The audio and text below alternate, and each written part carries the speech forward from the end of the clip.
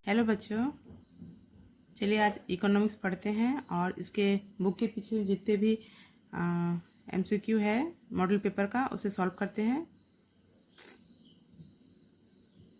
छमाही परीक्षा सेमेस्टर 1 प्रतिदर्श प्रश्न पत्र 1 मॉडल क्वेश्चन पेपर 1। चलिए इसे सॉल्व करते हैं। पहला क्वेश्चन है, निम्नलिखित प्रश्नों के सही विकल्प चुनकर उत्तर पुस्तिका में चिन्हित करें। पहला है, व्यष्टि अर्थशास्त्र के अंतर्गत निम्न में से किसका अध्ययन किया जाता है। ऑप्शन ए है व्यक्तिगत इकाई, बी है आर्थिक समग्र, सी है राष्ट्रीय आय और डी है उपर्युक्त में से कोई नहीं। हमारा आंसर है ऑप्शन ए व्यक्तिगत इकाई। दूसरा है, उत्पादन के निम्न में कौन से साधन हैं। ए है भूमि, बी है श्रम, सी है पूंजी और डी है उपर्युक्त सभी। हमारा आंसर है ऑप्शन डी उपर्युक्त सभी। तीसरा नंबर क्वेश्चन है, आर्थिक क्रियाओं के अध्ययन के संदर्भ में अर्थशास्त्र को दो शाखाओं व्यष्टि और समष्टि में निम्न में किसने विभाजित किया। हमारा ऑप्शन है ऑप्शन ए है मार्शल, बी है रिकार्डो, सी है रैगनर फ्रिश और डी है इनमें से कोई नहीं। तो हमारा आंसर है ऑप्शन सी रैगनर फ्रिश। चौथा नंबर क्वेश्चन है, निम्न में से कौन सा कथन सही है। ऑप्शन ए है मनुष्य की आवश्यकता अनंत होती है, बी है साधन सीमित होते हैं, सी है दुर्लभता की समस्या चयन को जन्म देती है और डी है इनमें से कोई नहीं। हमारा आंसर है ऑप्शन डी इनमें से कोई नहीं। अगला है, आर्थिक समस्या मूलतः किस तथ्य की समस्या है। ऑप्शन है ए है चुनाव की, बी है उपभोक्ता चयन की, सी है फर्म चयन की और डी है इनमें से कोई नहीं। हमारा आंसर है ऑप्शन ए चुनाव की। छठवां नंबर क्वेश्चन है, निम्न में कौन सा कथन सही है। ऑप्शन ए है उपयोगिता का अर्थ आवश्यकता की संतुष्टि शक्ति है, बी है उपयोगिता इच्छा की तीव्रता का फलन है, सी है वस्तु के उपभोग की इच्छा उपयोगिता को जन्म देती है और डी है उपयुक्त सभी। हमारा आंसर है ऑप्शन ए उपयोगिता का अर्थ आवश्यकता की संतुष्टि शक्ति है। आगे बढ़ते हैं। सातवां नंबर क्वेश्चन है, उपयोगिता का गणनावाचक सिद्धांत निम्न में किसने प्रस्तुत किया। ऑप्शन है ए है मार्शल, बी है पिगू, सी है हिक्स और डी है सैमुअल्सन। हमारा आंसर है ऑप्शन ए मार्शल। आठवां नंबर क्वेश्चन है, गोसेन का प्रथम नियम निम्न में कौन सा है। ऑप्शन है ए है मांग का नियम, बी है सीमांत उपयोगिता हार्स नियम, डी है सम सीमांत उपयोगिता नियम और सी है सम सीमांत उपयोगिता नियम और डी है उपभोक्ता की बचत। ऑप्शन बी है हमारा आंसर सीमांत उपयोगिता हार्स नियम। 9वां नंबर क्वेश्चन है, सीमांत उपयोगिता कैसे निकालते हैं। ऑप्शन ए है delta T U by delta Q, B है delta M U by delta Q, C है delta Q by delta T U और डी है delta Q by delta M U. हमारा आंसर है option A delta T U by delta Q. अगला है 10वां number question, सम सीमांत उपयोगिता नियम के विचार के मूल प्रतिपादक कौन थे। ऑप्शन ए है मार्शल, बी है गोसेन, सी है रिकार्डो और डी है मिल। हमारा आंसर है ऑप्शन बी गोसेन। 11वां नंबर क्वेश्चन है, उदासीनता वक्र होता है। ऑप्शन ए है मूल बिंदु की ओर उन्नतोदर, बी है मूल बिंदु की ओर अवनतोदर, सी है ए एवं बी दोनों सत्य है और डी है उपयुक्त सभी असत्य है। हमारा आंसर होगा ऑप्शन ए। 12वां नंबर क्वेश्चन है, उपयोगिता की माप की जा सकती है। ऑप्शन है मुद्रा के द्वारा, बी है वस्तुओं के विनिमय द्वारा, सी है वस्तु के वजन द्वारा और डी है इनमें से कोई नहीं। हमारा आंसर है ऑप्शन डी इनमें से कोई नहीं। निर्गतों तथा आयतों के बीच संबंध को जाना जाता है। हमारा ऑप्शन है पैमाने का प्रतिफल, बी है औसत उत्पादन, सी है उत्पादन फलन और डी है लागत फलन। हमारा आंसर है ऑप्शन सी उत्पादन फलन। 14वां नंबर क्वेश्चन है, परिवर्तनशील अनुपातों का नियम क्रियाशील होता है। ऑप्शन ए है अल्पकाल में, बी है दीर्घकाल में, सी है अल्पकाल एवं दीर्घकाल में और डी है इनमें से किसी में नहीं। हमारा आंसर है ऑप्शन ए अल्पकाल में। 15वां नंबर क्वेश्चन है, उत्पादन फलन की कौन सी अवस्था उत्पादन की अनुकूलतम स्तर की अवस्था है। ऑप्शन है ए है प्रथम अवस्था, बी है द्वितीय अवस्था, सी है तृतीय अवस्था और डी है कोई नहीं। हमारा आंसर है ऑप्शन बी द्वितीय अवस्था। 16वां नंबर क्वेश्चन है बड़े पैमाने के उत्पादन की आंतरिक बचतों का संबंध है। ऑप्शन है ए है विशिष्ट उद्योग से, सी है विशिष्ट फर्म से, सी है उद्योग के सभी फर्मों से और डी है सभी उद्योगों से। हमारा आंसर है ऑप्शन डी सभी उद्योगों से। 17वां नंबर क्वेश्चन है उत्पत्ति हार्ट्स नियम एक तार्किक अनिवार्यता है और उत्पत्ति वृद्धि नियम अनुभव सिद्ध तथ्य है। यह कथन किस अर्थशास्त्री का है? हमारा ऑप्शन है ए है श्रीमती जॉन रॉबिन्स, डी है वेनहम, सी है सैमुएल्सन और डी है वाटसन। तो हमारा आंसर है ऑप्शन बी वेनहम।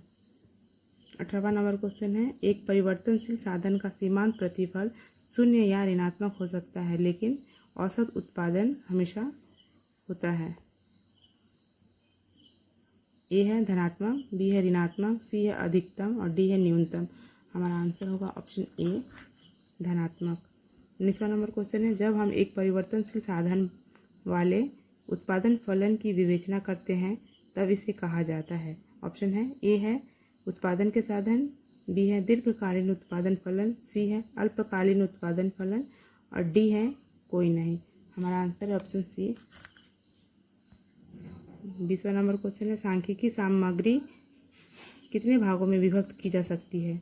ऑप्शन है ए है 2, बी है 1, सी है 3 और डी है कोई नहीं। हमारा आंसर है ऑप्शन ए। अगला है 21वां नंबर क्वेश्चन एक शोधकर्ता ने गांव में कृषि कार्य का मूल्यांकन किया, यह मूल्यांकन आधारित है। ऑप्शन है ए है प्राथमिक समक, बी है द्वितीयक समक, सी है दोनों और डी है कोई नहीं। हमारा आंसर है ऑप्शन ए। 22वां नंबर क्वेश्चन है चरों की संख्या के आधार पर समक होते हैं। ऑप्शन ए है 1, बी है 2, सी है 3 और डी है कोई नहीं। हमारा आंसर है ऑप्शन बी 2। 23वां नंबर क्वेश्चन है समकों की व्यवस्था के आधार पर समक होते हैं। ऑप्शन है ए है अव्यवस्थित समक, बी है व्यवस्थित समक, सी है दोनों और डी है इनमें से कोई नहीं। हमारा आंसर है ऑप्शन डी इनमें से कोई नहीं। 24वां नंबर क्वेश्चन है सरकारी प्रकाशन है, ए है प्राथमिक समक, बी है द्वितीयक समक, सी है दोनों और डी है कोई नहीं।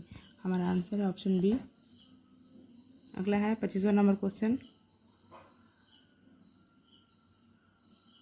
सांख्यिकीय अनुसंधान में सर्वप्रथम किया जाता है। ऑप्शन ए है तथ्यों का संग्रहण, बी है अनुसंधान का आयोजन, सी है संपादन और डी है विश्लेषण। हमारा आंसर है ऑप्शन ए। 26वां नंबर क्वेश्चन है सांख्यिकीय अनुसंधान में कौन सा कार्य नहीं किया जाता है? हमारे ऑप्शन है ए है विभ्रम का अनुमान, बी है समकों का वर्गीकरण, सी है समकों का संपादन और डी है अशुद्धि का विश्लेषण। हमारा आंसर है ऑप्शन ए। 27वां नंबर क्वेश्चन है जब दो सरल इकाइयों को मिलाकर कोई इकाई निर्धारित की जाती है तो उसे कहते हैं।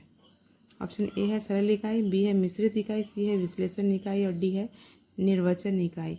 हमारा आंसर है ऑप्शन बी मिश्रित इकाई। अगला है 28वां नंबर क्वेश्चन है सांख्यिकीय अनुसंधान के उद्देश्य एवं क्षेत्र निश्चित किए जाते हैं। ऑप्शन है ए है आंकड़ों के संकलन के पहले, बी है आंकड़ों के संकलन के बाद, सी है आंकड़ों के संकलन के मध्य में और डी है उद्देश्य एवं क्षेत्र निश्चित नहीं किए जाते हैं। हमारा आंसर होगा ऑप्शन ए आंकड़ों के संकलन के पहले। 29वां नंबर क्वेश्चन है एक शोधकर्ता ने गांव में कृषि कार्य का मूल्यांकन किया, यह मूल्यांकन आधारित है। ऑप्शन ए है प्राथमिक समक, बी है द्वितीयक समक, सी है दोनों और डी है कोई नहीं। हमारा आंसर है ऑप्शन सी दोनों। अगला है 30वां नंबर क्वेश्चन 100 विद्यार्थियों के औसत अंक 50 है तो कुल अंक होंगे। ऑप्शन ए है 5000, बी है 4000, सी है 3000 और डी है इनमें से कोई नहीं। हमारा आंसर होगा ऑप्शन ए 5000। 31वां नंबर क्वेश्चन है यदि बहुलक 15 माध्यिका 12 हो तो समानांतर माध्य होगा। ऑप्शन ए है 28, बी है 15, सी है 12, डी है इनमें से कोई नहीं। हमारा आंसर है ऑप्शन डी इनमें से कोई नहीं। 32वां नंबर क्वेश्चन है बहुलक माध्यिका एवं समानांतर माध्य के संबंधों का आपसी सूत्र है तो इसका आंसर मिलेगा हमें ऑप्शन ए में अगला है 33वां नंबर क्वेश्चन, विश्लेषण विधि का प्रयोग होता है। ऑप्शन ए है समानांतर माध्य में, बी है मध्यिका में, सी है बहुलक में और डी है हरात्मक माध्य में। हमारा आंसर है ऑप्शन सी बहुलक में। 34वां नंबर क्वेश्चन है, गुणोत्तर माध्य किस माला के अनंत पदों के गुणनफल का मूल होता है। हमारा ऑप्शन है ए है अनंत, बी है अनिश्चित, सी है निश्चित और डी है कोई नहीं। हमारा आंसर है ऑप्शन सी निश्चित। आगे बढ़ते हैं, बी है निम्नलिखित कथनों के सामने सत्य अथवा असत्य लिखे। 35 का पहला है आर्थिक समस्या मूलतः चुनाव की समस्या है। दूसरा है दुर्लभता की समस्या चयन को जन्म देती है और तीसरा है साधन सीमित होते हैं। तो हमारा आंसर होगा ऑप्शन ए में। अगला है सी है रिक्त स्थानों की पूर्ति करो।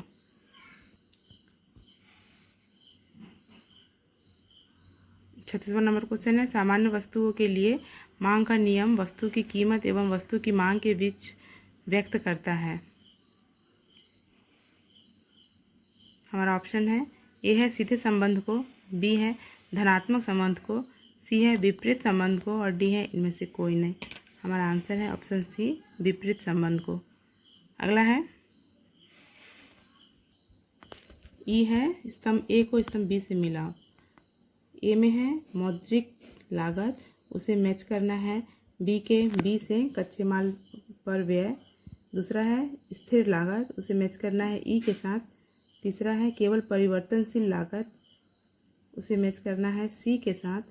चौथा है फैक्ट्री का किराया, उसे मैच करना है ए के साथ। और पांचवा है अवसर लागत, उसे मैच करना है डी के साथ। तो हमारा आंसर होगा विकल्प के पहले वाले विकल्प में।